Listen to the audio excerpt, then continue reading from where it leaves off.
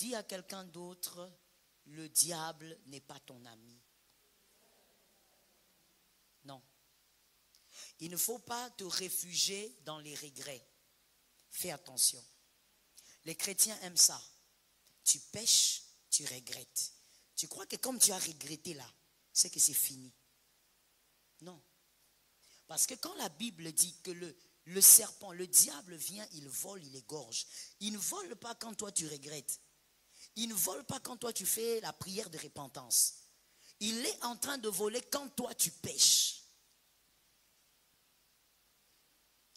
Quelqu'un a entendu ça ou pas? Qui a compris ça?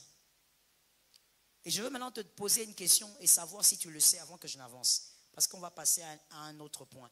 Mais il faut que je me rassure que tu sais. Est-ce que tu sais que la repentance ne fait pas revenir ce que le diable a volé? Tu sais, hein? Donc, quand tu pêches et qu'on te vole quelque chose, que le diable te vole quelque chose, tu sais que quand tu te repens, ça ne revient pas. Hein? C'est important de savoir ça. C'est important de savoir que Jésus t'a pardonné, mais ce qu'on t'a volé là, ça ne va pas revenir. C'est important de savoir ça. C'est comme ça que la Bible peut dire, tu vas perdre ton héritage. Jérémie, ton héritage, c'était à toi. Tu l'avais déjà. Mais parce que tu crois que le diable, tu peux faire avec lui des jeux de ping-pong parce qu'il y a la repentance. Tu ne dois pas faire des jeux de ping-pong avec le diable.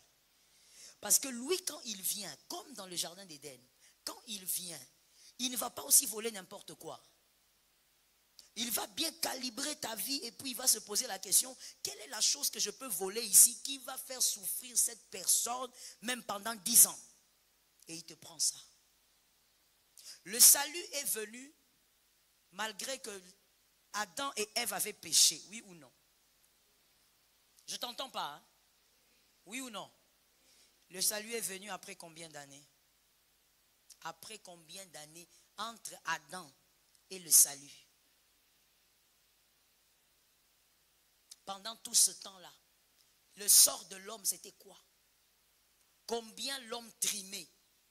N'oublie pas ce que je viens de t'expliquer là. Mets ça dans ta tête, que ça s'asseye. Tu pêches, tu dis j'ai demandé pardon. Jésus m'a pardonné. Oui, il t'a pardonné. Mais tu ne peux pas imaginer ce qu'on t'a volé là. Combien d'années tu vas pleurer avant de te restabiliser? Tu ne peux pas imaginer. Tu ne peux pas imaginer combien d'années tu vas dormir par terre pour que ce qu'on t'avait volé là revienne. Tu ne peux pas imaginer.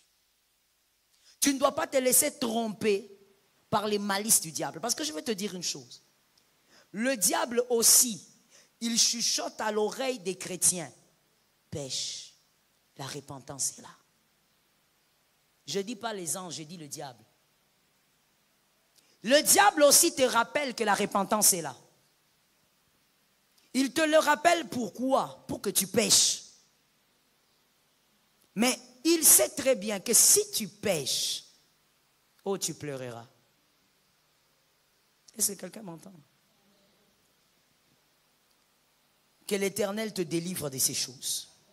Comme on avait prié hier, si tu te rappelles que quelque part, tu as pactisé avec quelqu'un par le sang, quand tu étais jeune, quand tu étais enfant, tu as eu à jouer avec le sang quelque part. Répands-toi. Confesse d'abord. Il ne faut pas être là dans la prière où tu dis Seigneur, je me rappelle, pardonne-moi. Même devant Dieu, tu as honte de dire ce que tu as fait. Tu dois confesser. Dis à Dieu, Seigneur, je me rappelle que j'ai fait telle chose en telle année. Seigneur, je ne me rappelle pas de l'année, mais je me rappelle que j'ai couché avec un homme marié en sachant qu'il était marié. Seigneur, pardonne-moi et délivre-moi. Le péché que tu ne confesses pas risque de continuer à dominer sur toi. Est-ce que quelqu'un m'entend? Et je veux d'ailleurs te dire une chose que tu dois retenir avant que je ne passe. Lorsque tu as honte d'un péché, retiens bien, ce péché domine encore sur toi. Qui n'a pas entendu? Lorsque tu as honte d'un péché, c'est-à-dire quoi? Tu as honte de dire par exemple que moi je me masturbe. Jésus, délivre-moi. C'est que la masturbation, même si je prie pour toi, ça va continuer à dominer sur toi. Le péché que tu arrives à confesser, même devant un homme de Dieu, c'est un péché qui commence à te laisser. Ça commence à te laisser. Et grand encore, plus grand encore, le péché que tu es capable de te confesser comme ça devant les gens, de dire, écoutez, moi j'étais une prostituée, j'ai dérangé les mariages des gens.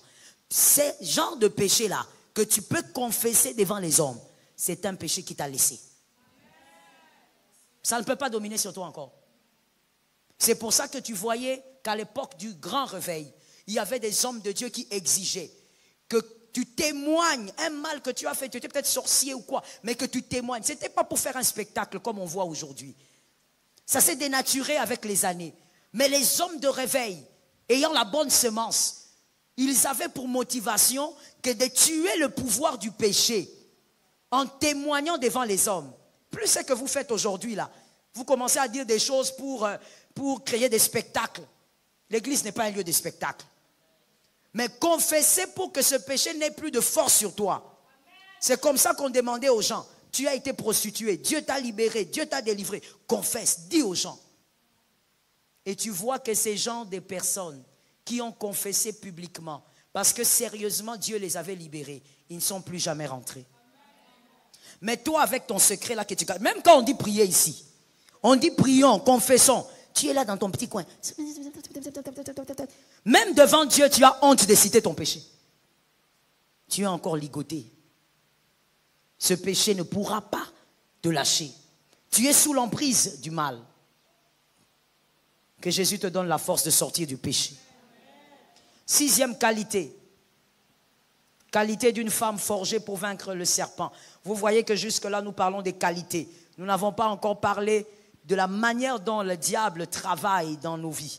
Nous sommes d'abord dans les qualités. Parce que comme je l'ai dit hier au second module, tu ne peux pas vaincre le diable si